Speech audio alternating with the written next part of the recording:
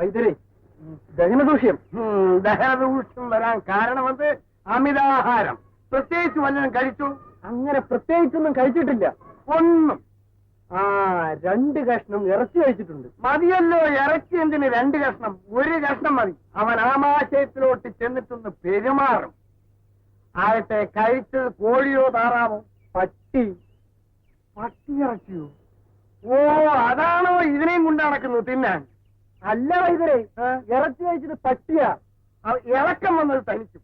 എനിക്കല്ല, പട്ടിക്കാ വയറ്റിളക്കം. ഓഹോ, പട്ടിക്കാണോ? ആകട്ടെ, പേര് നീലി. വയസ്സ് 2. പ്രസവിച്ചു. എത്ര?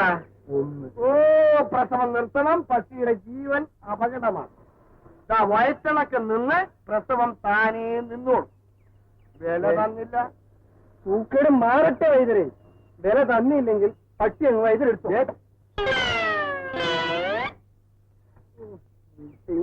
ഒരു സ്ഥലം